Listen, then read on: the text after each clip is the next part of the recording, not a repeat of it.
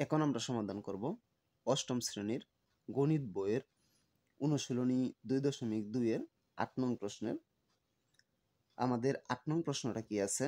বার্ষিক শতকরা 10 টাকা মুনাফায় 5,000 টাকার 3 বছরের সরল মুনাফা ও চক্রবৃদ্ধি মুনাফার পার্থক্য। তাহলে আমাদের এখানে কি নির্ণয় করতে হবে?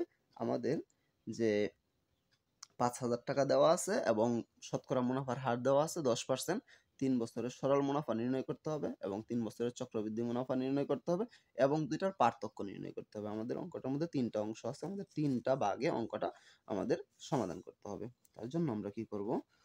দেওয়া আছে, যা যা দেওয়া আছে তা লিখব। দেওয়া আছে, কি দেওয়া আছে? আসল। আসল পি সমান কত টাকা দেওয়া আছে? 5,000 টাকা।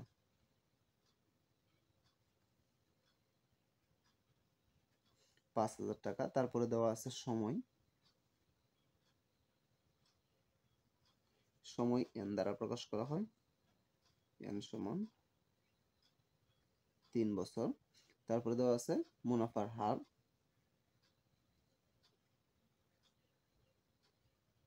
মুনাফার হার কি দ্বারা প্রকাশ করা হয়? r দ্বারা। r সমান দেওয়া আছে 10%। যদি আমরা পার্সেন্ট বাদ দেই তাহলে নিচে একটা কি দিতে হবে? 100। উপরে 10 যা আছে তাই। আমরা যদি 100 দ্বারা 10কে ভাগ করি হয় আমাদের 0.1 টাকা। এটা হচ্ছে আমাদের মুনাফার হার। এখন আমরা কি নির্ণয় করব? প্রথমে নির্ণয় করব সরল মুনাফা, তারপরে নির্ণয় করব চক্রবৃদ্ধি মুনাফা। সুতরাং সরল মুনাফা। এখন আমাদের সরল মুনাফা কি দ্বারা প্রকাশ করা হয়? আয় দ্বারা। সরল মুনাফার সূত্রটা আমাদের জানতে হবে। কি আছে? P R N. এটা হচ্ছে আমাদের সরল মুনাফার সূত্র। পি এর মান কত টাকা আছে আমাদের? 5,000 গুণন আর এর মান 0.1 গুণন এন এর মান কত আছে? 3। এখন আমরা এটা ক্যালকুলেটরের সাহায্যে গুণ করব। আমরা যদি এটা ক্যালকুলেটরের সাহায্যে গুণ করি তাহলে আমাদের হয় কত? 1500 টাকা। 1500 টাকা। এটা আমরা পেলাম সরল মুনাফা। এখন আমরা নির্ণয় করব চক্রবৃদ্ধি মুনাফা। সুতরাং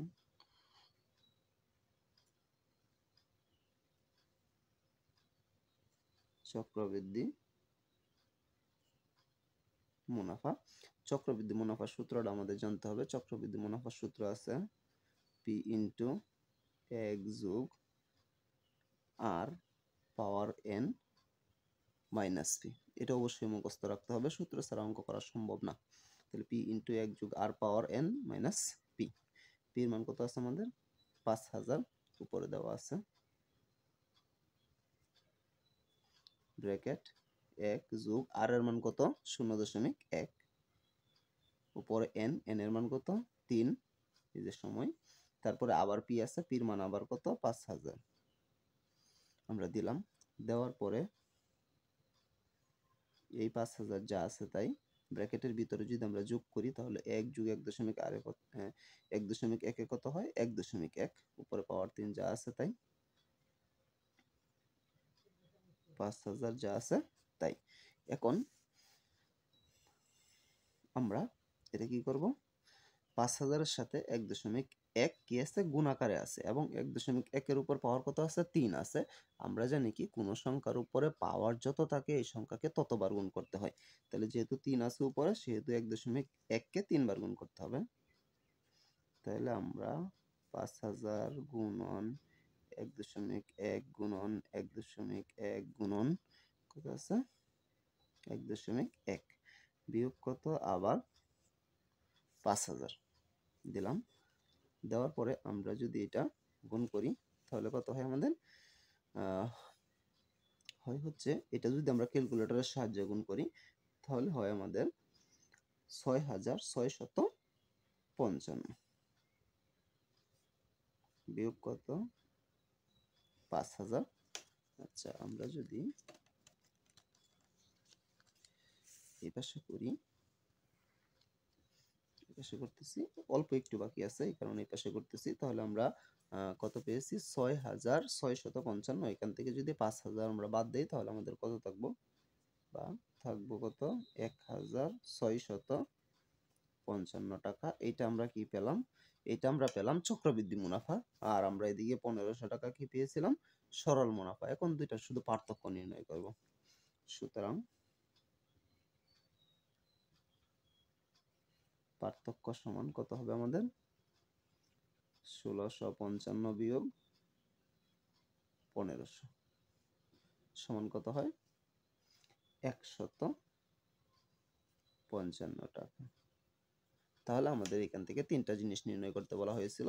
আমাদের বলা হয়েছিল যে ৩ বছরের সরল মুনাফা ও চক্রবৃদ্ধি মুনাফা, তারপরে সরল মুনাফা ও চক্রবৃদ্ধি মুনাফার পার্থক্য। প্রথমে আমরা কি নির্ণয় করলাম, ৩ বছরের সরল মুনাফা ১৫০০ টাকা, তারপরে চক্রবৃদ্ধি মুনাফা কত টাকা পেলাম আমরা, ১৬৫৫ টাকা।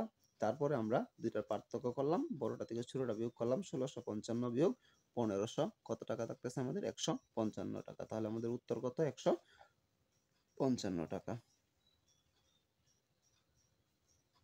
উত্তর ১৫৫ টাকা।